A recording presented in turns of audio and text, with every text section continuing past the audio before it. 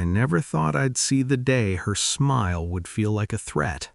"I can't find my rings," she said that morning, her voice hollow. She twirled her wedding band on her fingerless hand, pretending oblivion. Her words sounded careless, but I felt the weight of something darker behind them. I watched her, tracing the soft curve of her neck, remembering the night she promised forever. And yet that same smile had betrayed me before my mind even caught up. We used to be seamless. Her laughter filled rooms. I used to know her thoughts before she spoke. The apartment smelled of vanilla and trust. She was my anchor, my life folded neatly around her, and I, stupidly, believed it would stay that way. But anchors break. I found the first clue in the smallest, most mundane way: the car. A casual glance while she ran into a store. The glove compartment clicked open too easily under my hand, and there it was. Not just her rings, but receipts, photos, little tokens that weren't meant for me, evidence of a life I hadn't been invited into. Her betrayal hit like a physical blow, but I forced my breath steady. My hands didn't shake. Pain can be dangerous if you react to it too quickly. I remembered every promise, every laugh, every moment she used to make me feel safe, and I bottled it. For now, it was a cold, silent fury. I didn't scream. I didn't confront. I watched. I learned. I cataloged.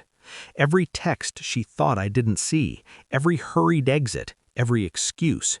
She was sloppy in her secrecy, but precise enough that she never suspected me. That underestimation, that arrogance, that was my advantage. Weeks became a careful study. My life turned into a web of observation. I memorized her schedule, her patterns, the way she smiled at her phone. I took screenshots, photographed locations, kept receipts. I backed everything up, silently, meticulously, in ways even she couldn't detect. My revenge didn't need anger. It needed patience. It needed precision. There was one day that changed everything. A quiet Saturday, no one around, and I followed her to a coffee shop. She wasn't alone. I didn't need to see faces. I recognized the movements, the hands brushing her own. I drove home, breathing in the betrayal, tasting it, letting it ferment. By nightfall, I had the first draft of a plan, clear in my mind like blueprints: exposure, consequences, and justice. I started with the rings. She had made them disappear, claimed they were lost. I didn't confront her immediately. Instead, I found them tucked in the small pouch in the back seat of her car, perfect, shining, and smugly innocent looking. I took them, cataloged them, cleaned my fingerprints. They were evidence, not mere jewelry. Then came the financial angle. She had always thought I didn't notice or that I would never care. The accounts she siphoned, the hidden expenses, the lavish dinners for someone who wasn't me, each transaction a confession, a story of her betrayal. I traced every dollar, every movement, quietly setting up a chain of accountability she couldn't escape. The psychological play was just as important. I began dropping hints in conversations, casual mentions of things she thought were invisible to me. "Funny, I saw someone I know at that cafe," I'd say. Or, "I think the bank flagged something unusual." She would stiffen, searching my face for signs of detection. I gave none. My mask was perfect. I invited her for dinner at a familiar place, one we had frequented when we were happy. She smiled, unaware. I wore calmness like armor. I placed her rings on the table, deliberately, with a subtle flourish. Her smile faltered. She tried to laugh it off, but I let her sweat in the tension. "You said they were lost," I said, voice smooth. "Funny, isn't it, what you hide in plain sight?" Her hands trembled, an almost imperceptible quiver, but that wasn't the climax. I had saved the financial evidence, the texts, the receipts, and her little confessions for one final stage. A week later, I orchestrated the perfect confrontation. Not in anger, not in front of friends, not even dramatically public, just quiet, precise, and suffocatingly intimate. I laid everything in front of her, Screenshots of her messages, receipts from clandestine purchases, photographs of meetings she thought were invisible, and the truth, the rings, the symbol she thought she could manipulate, gleaming between us like a spotlight on her guilt. I watched her crumble, not violently, not with rage, but in that subtle human way betrayal fractures a person. The mask slipped, the controlled arrogance, the practiced lies, the laughter meant to distract. It all fell apart. "I thought you were careful," I said. My voice was calm, but my eyes carried every sleepless night, every moment of quiet rage, every calculation that had led to this point. "I thought I knew you." She had nothing to say.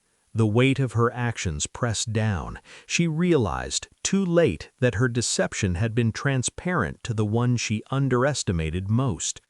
I didn't yell, I didn't cry, I didn't plead.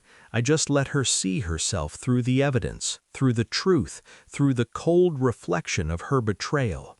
That was my revenge. Clarity, the exposure, the undeniable consequences. Weeks later, she moved out. The apartment, once filled with warmth, became mine again. Not because she left, but because I reclaimed what she tried to steal, my peace, my dignity, my power. She begged for explanations, apologies, reconciliation. I gave her none. Silence was more devastating than any confrontation could have been. I thought about the rings often, not with sentiment, not with longing, but with acknowledgement. They were proof, not of love, but of strategy, patience, and justice. I wear the memory of that betrayal like armor. It doesn't hurt me anymore. It reminds me of what I'm capable of. And me? I am calm. I am in control. I am unshaken. She is the one left picking up pieces, navigating the mess she created. I don't need revenge to be loud. I need it to be effective, and it was. Every calculated move, every patient observation, every silent step, it led here. When I look back, I see more than her betrayal. I see myself, sharper, stronger, untouchable. I see patience rewarded, intelligence vindicated, and justice delivered, not by chaos, but by method, by precision, by restraint. The rings rest now in a drawer I never touch. I don't need them. They were never about the jewelry. They were about the truth. The lesson is simple. Never underestimate the quiet ones, the observant, the patient. We remember, we plan, and when the time comes, we rise not with fury, but with inevitability. I have no regrets. Not a single one. I reclaimed my life. I reclaimed my peace, and I discovered something I never knew I had, the power to endure betrayal and to transform it into victory. Her car, the rings, the receipts, the messages, they were all just pieces of a story she thought she controlled. I wrote the ending, and it was mine. Calm, precise, complete.